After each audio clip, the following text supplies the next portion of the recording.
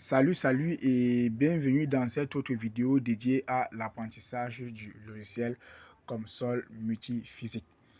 En effet, dans cette autre vidéo, nous allons étudier un cas très particulier. Nous allons étudier nous allons étudier la convection mixte dans une cavité ventilée. Bon, du moins, nous allons travailler avec le logiciel console multiphysique où nous allons travailler sur une cavité mixte ou du moins une cavité en 2D avec étudier le phénomène de convection. Dans un premier temps, nous allons d'abord étudier un modèle 2D et dans une autre vidéo, nous allons étudier le modèle 3D. Donc, pour ceux qui sont curieux de voir la qualité du travail ou du moins voir comment se comporte la convection étudiée dans le console multiphysique, rejoignez-moi directement après cette introduction sur le logiciel console multiphysique que je présente à l'écran. Tout d'abord, avant de commencer, nous vous invitons à vous abonner massivement si vous aimez la qualité du travail et de lâcher un gros pouce pour encourager la vidéo. Ok, nous passons directement à notre travail. Nous sommes ici dans le modèle vierge, que nous allons cliquer là-dessus. Nous sommes déjà dans le modèle vierge. Nous venons ici sur ajouter une composante. C'est ici là que nous allons choisir le modèle de définition de la simulation. On va choisir soit un modèle 3D ou un modèle 2D. Mais dans un premier temps, nous allons travailler avec le modèle 2D. Ok. On va choisir le modèle 2D. Ok. Maintenant, tout à tout, je vais d'abord essayer dans un PDF et vous présenter réellement les éléments clés qui vont nous permettre d'accomplir notre fameux travail, qui est aussi simple, mais pas évident. Ok. Je vais vous présenter un peu quelques clichés sur l'article que nous venons de dénicher sur Internet. C'est l'article que je vais dérouler là. On peut voir ici le phénomène de convection. La chaleur, on voit ici transfert de chaleur par convection. On peut voir un T froid et un T chaud ou T ambiant par rapport à la température intérieure. Donc du coup, il se produit une variation de température. On peut voir ici une convection naturelle. Oui, convection naturelle en fonction de la température ambiante et la température interne. Il peut se produire une convection. Maintenant ici, on a une convection forcée où on met un fluide dans on impacte un fluide sur la maison pour essayer de voir comment se comporte la température, du moins la convection. Convection mixte, elle correspond à un couplage de deux phénomènes précédents, convection naturelle et convection forcée. Ça, on appelle la convection mixte. Mais dans notre cas, nous allons étudier une convection simple avec un écoulement laminaire simple. Ok, voici les différents. Voici un peu. Ici, on peut observer les différentes données de nos matériaux à utiliser. Bon, pas du moins dans le travail que nous allons étudier, mais ici, là, sont les différents. Ils ont référencé les matériaux qu'ils ont utilisés pour essayer d'analyser le phénomène de convection.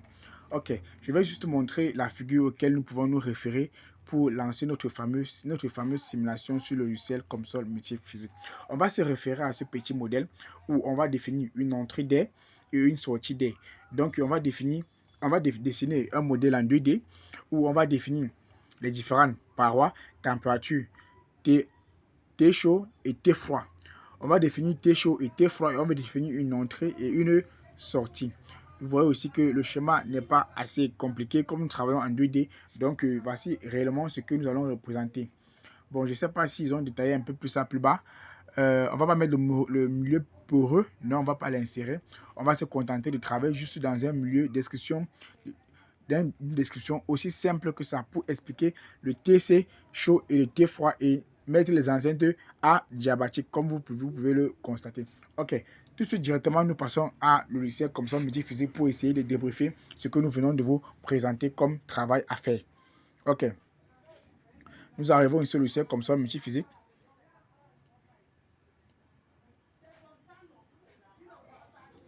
On peut arriver ici au niveau de géométrie. Oui. On vient dans rectangle. Rectangle. Ok, c'est le rectangle qui va nous permettre de pouvoir modéliser notre fameuse cavité. Ok, on va prendre à 0, on va mettre ça au coin. Oui, on va centrer. Oui, et on construit. Bon, on va réduire les dimensions. Bon, on peut même laisser ça large comme ça. Ça ne pose aucun problème. On peut le laisser large comme ça. Maintenant, quels sont les matériaux à utiliser ici dans notre modèle? Le modèle est aussi simple que ça. On va utiliser comme quoi comme matériau? On va prendre juste les... Comme on va étudier le phénomène de convection. On va prendre juste les... Oui. Il y a des modèles où on va étudier le phénomène de convection avec de l'eau. Donc, pour cette vidéo, nous allons utiliser juste les. OK. Oui. OK. Tout à tout, nous allons étudier. On a défini l'air déjà sur notre modèle. Maintenant, qu'est-ce que nous comptons faire? On a défini l'air, oui. Maintenant, quelles sont les différentes physiques à étudier? Oui. Quand on va étudier le phénomène de convection, on va définir deux physiques, à savoir, on a le transfert de chaleur. Oui. Transfert de chaleur dans les solides, ce qui n'est pas bon. En effet, il y a un petit souci, on ne doit pas étudier le transfert de chaleur dans les fluides, dans les solides, mais on va étudier le transfert de chaleur dans les fluides. Donc voilà ici où se joue un petit challenge. Donc je vais mettre, on a fait une petite erreur. On va étudier plutôt le transfert de chaleur dans les fluides et non dans les solides parce qu'on a affaire ici juste à un milieu simple. Donc il ne faut pas confondre entre fluide et solide. Donc il faut essayer de différencier ces deux milieux-là. Ok, on a effacé le transfert de chaleur dans les solides. On va venir ici, transfert de chaleur dans les fluides. Oui, c'est ça qu'on va prendre, transfert de chaleur dans les fluides. Oui, c'est celui-là qu'on doit chercher comme élément de modélisation, comme physique. Souffrant un peu de patienter, oui, c'est bon. On va prendre comme écoulement, oui, on vient là. Écoulement monophasique, oui, et on prend écoulement laminaire. Ok.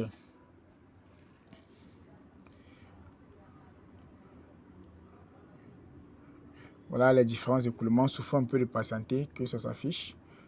Ok. Oui, on a appelé ici là les différentes physiques que nous allons utiliser pour notre modèle. Maintenant, on vient ici au niveau du transfert. On définit quoi? Au niveau du fluide, on définit uniquement les entrées.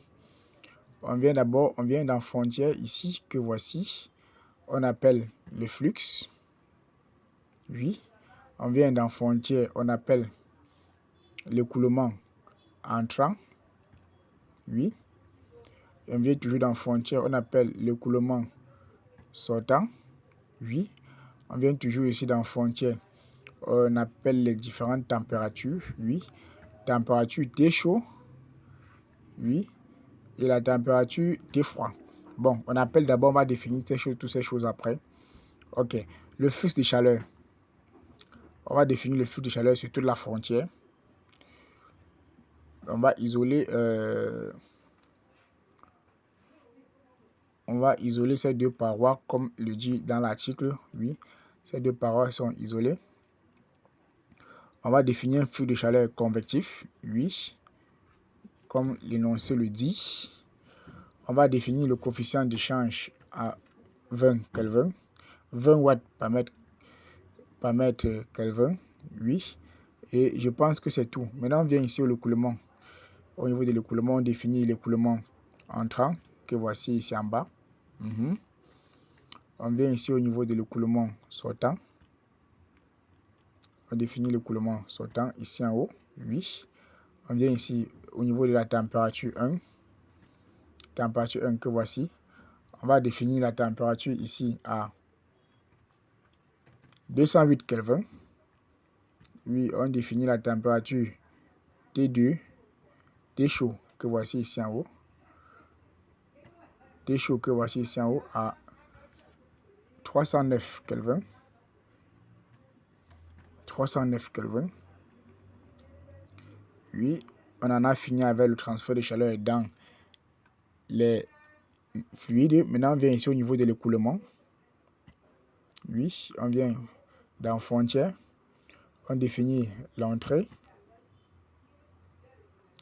Toujours dans frontière, on définit la sortie. Au niveau de l'entrée, on prend le bas comme entrée d'air. On définit la vitesse à 0,5. la sortie, on la pose ici en haut.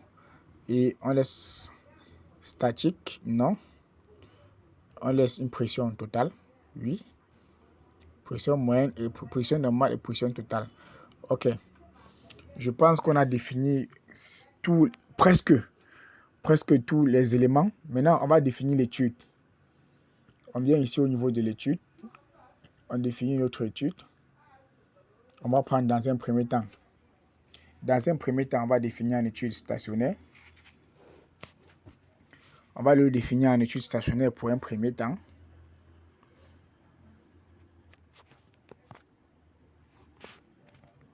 Oui. Ok. Je pense que c'est bon. Et étude stationnaire, on vient lancer le maillage. On lance le maillage normal. On va lancer fin. Oui, c'est bon. Maintenant, on lance l'étude, le calcul. On lance le calcul. Et on souffre un peu de patienter que le calcul puisse afficher. Ici, on peut observer les différents résultats que nous avons obtenus de notre fameuse simulation. Ok. On va essayer d'expliquer quelques petits résultats observés. Ici, on voit le profil de température qui varie entre 288 Kelvin et 300, pratiquement 309 Kelvin parce que les différentes températures que nous avons appliquées sur les différentes faces. Ici, on peut observer l'isotherme, le phénomène de l'isotherme ou comment se propager la chaleur. Ici, on peut observer les différentes variations des vitesses dans notre fameuse cavité. On voit les vitesses vont de 0 à 0,5, 0,5,3, ce genre. Maintenant, on peut observer les pressions. Ici, la pression va de moins 2,6 à 200, fois 10 pour moins 4. Donc, voilà les résultats que nous avons pu obtenir de notre fameuse simulation. Maintenant, pour faire un bref compte rendu de notre travail, il suffit seulement que nous venions cliquer ici là sur compte rendu. On vient ici au niveau du compte rendu. On peut cliquer ici pour observer les différentes propagations de la pression. Maintenant, on va arriver ici au niveau des résultats. On peut venir sur compte rendu ou du moins sur présentation. On clique sur compte rendu et on vient sur compte rendu immédiat, compte rendu bref, compte rendu complet ou compte rendu personnalisé. Maintenant, c'est à vous de définir un compte rendu.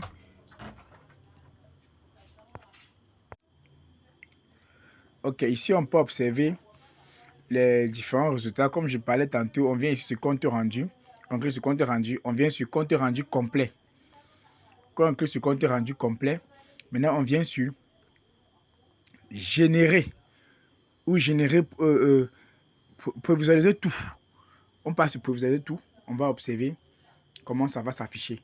Donc, après calcul sur le logiciel comme ça, multiphysique, vous pouvez générer tous les étapes, tout ce que vous avez eu à utiliser, ou du moins ce que le logiciel a utilisé en arrière-plan. Ça doit être listé comme un semi-document que vous pouvez utiliser pour pouvoir interpréter vos résultats, ou du moins montrer la fiabilité de vos résultats. Donc, le logiciel console est un logiciel qui est parfait, pas assez parfait que ça, mais qui permet d'optimiser les données, ou du moins avoir les différentes données de notre simulation. Donc, patientons quelques minutes et on pourra enfin observer de près ou ensemble les différents résultats attendus, ou du moins un compte rendu de ce que nous avons eu à effectuer. Ok, déjà le compte rendu terminé, on peut voir la date de lancement de ce calcul qui est le 23 octobre 2023 à 19h43, heure d'Afrique centrale. Maintenant, on peut voir le logiciel utilisé qui est le logiciel console multiphysique. On peut mettre un titre là ou on ne le met pas, ça dépendra de nous. Maintenant, on peut voir le chaque contenu, définition globale, composante. On voit tous les éléments que nous avons utilisés. On peut lister là, on peut descendre là, on voit toutes les positions. On voit notre modèle. On descend là, on voit les matériaux utilisés. On descend, on voit la courbe de variation de la pression. On voit la courbe de variation de le coefficient de change thermique. On peut observer ici, vous voyez, on peut observer ici une analyse de la propagation de la température à l'intérieur. On peut voir ici, vous voyez comment la température évolue. On peut voir une analyse là. Il dit que tout est bien travaillé. Ici, on peut voir la température qui se propage. On voit ici, oui, on voit comment on quitte de 330 à 385 la vitesse.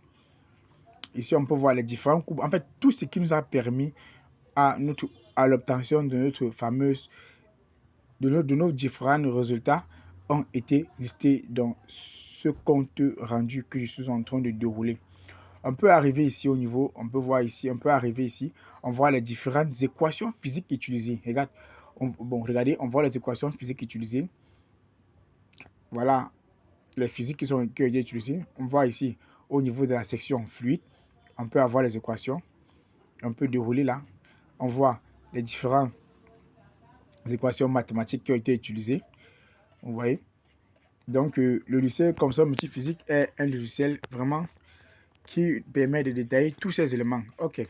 Merci vraiment pour ceux qui ont regardé cette vidéo jusqu'à la fin. N'hésitez pas à laisser un commentaire si vous avez des petites suggestions ou vous avez des zones d'incompréhension.